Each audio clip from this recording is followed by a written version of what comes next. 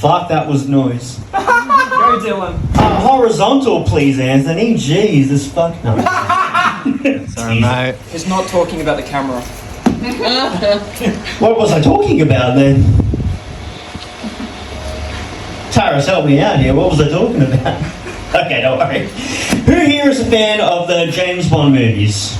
Yeah, I like it. Yeah. Are you excited to find out who the next James Bond's going to be? Not really. No, okay, well... I like the shitty 90s ones, like Die Another Day. I haven't seen that one. No, it's got Madonna. I think Madonna did the song for it. Oh, that sounds terrible. It's the best movie ever, man. I love it. You know, I saw an article a few years ago that said that Alec Baldwin should be the next James Bond. I don't think Alec Baldwin should be the next James Bond. And not just because he's a 67-year-old American man.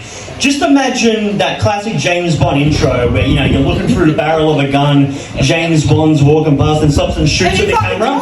You die. You literally die. Shush. I don't think Alec Baldwin should be... Well, that's one punchline down the drain, thanks. But yeah, that is why I don't think Alec Baldwin should be the next James Bond. You know who should be the next James Bond? You? Some British guy that not everyone's already heard of before. No, you should be the next James Bond. No, I can't. Aww. That's usually how it goes. Not an Oscar nominee or anything. Just some British guy. Aaron Taylor-Johnson will be fine. Anyway, so... a lot of people have been saying that they should get like a person of colour to be the next James Bond for diversity. Like, I've seen posts say, oh, they should have a Chinese James Bond. Wouldn't that be cool? Now, correct me if I'm wrong, but isn't every James Bond character supposed to technically be the same person? Yeah. So, like, it is. So imagine just like Jet Li playing James Bond, rocking up to headquarters, and they're like 007. You look different. And Jet Li has to go, I'm going undercover to stop our job. So technically Jet Li would just be playing James Bond in yellowface. Wouldn't that be cool? Now, the first time I ever did that joke, I had a friend come up to me and be like, I don't get it. Every James Bond has looked and sounded completely different. I don't see why changing the race would be a meaningful difference. I don't get it. No one said anything when Daniel Craig played James Bond and was suddenly blonde. First off, yes, they did. People complained that they had a blonde James Bond. But also, second of all, imagine you're going to work and you're going to see all your co-workers and one of them has slightly blonder hair. Not even worth a mention, right? Now imagine you go to work, you rock up and one of your co-workers is suddenly fucking Chinese. Somebody go Chinese in that moment of time. Somebody might say something. It doesn't have to be anything racist, but that is a meaningful difference if I've ever heard of one.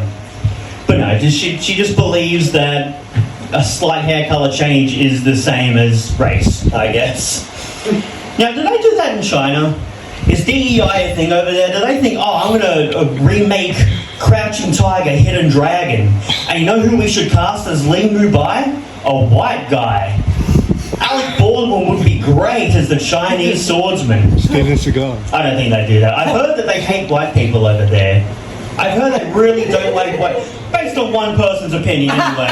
This is a white Australian friend who moved to China, lived there for a couple of years, and he said that the Chinese people always avoided him. He'd go to restaurants and... That's my friend, man. No, he'd go to restaurants and public transport and the Chinese would never sit near him. He'd go to stores and security would follow him everywhere to make sure he didn't steal anything. Now, he says that's because Americans have given white people such a bad reputation over there. So fair enough, really. Sorry, Mike. No, you're right. No offense. So yeah, it's either because the Chinese assumed my friend was American, or he's just a very unpleasant person to be around. Both are equally likely. But anyway, so a lot of people say that would be racism. Then a lot of people say, oh no, you can't be racist towards white people. Now you could say that here and maybe get away with it. But he wasn't their domain. He was in China. He was the small white minority who had to sit at the back of the bus where no one wanted to sit next to him there. So a lot of people say that that's reverse racism. It's called reverse racism when it happens, but wouldn't reverse racism just mean the opposite of racism? Like, oh, they love him over there. They always sit next to him in restaurants and on the bus, and they just let him steal shit from their stores.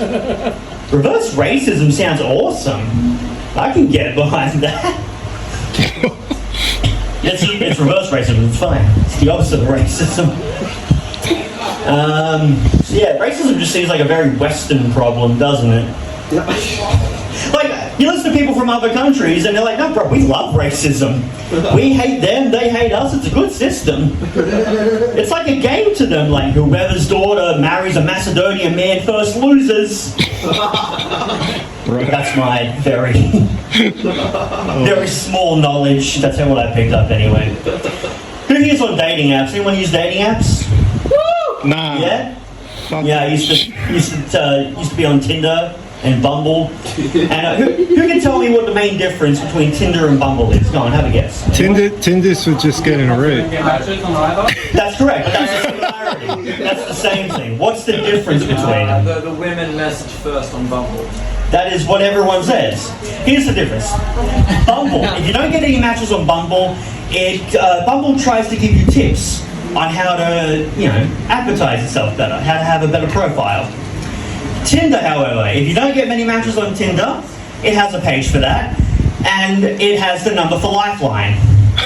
That's the difference. It's got nothing to do with the woman who messages first. On Bumble, it tries to give you tips on how to advertise yourself better. Tinder thinks it's going to make you fucking kill yourself. That is the main difference, and I won't hear otherwise. So yeah, I don't use them anymore. I used to use them, and there was a main difference between when I would get matches and when I didn't. Now, when I was bald, got like no matches at all. When I did have this slightly blonder hair, maybe because I was trying to look like Daniel Craig, I did get a few matches. Now, but then they were like, they lost interest very quickly because like the blonde lasts too long. A very common quote I heard was, oh yeah, that's no, but you're bald under your hair. I'm bald under my hair. Wait till she finds out that everyone's bald underneath their hair. As a matter of fact, you're bald underneath your hair. You fucking hypocrite. Then she's going to say that we're naked underneath our clothes. Yeah, I don't use them anymore, but if I ever did, I'd probably, so slightly blonder hair didn't work. If I ever go on Tinder and Bumble again, I'm going to have a profile where I'm Chinese. Let's see how that goes. Thanks everyone, I'll give you back to Mike now.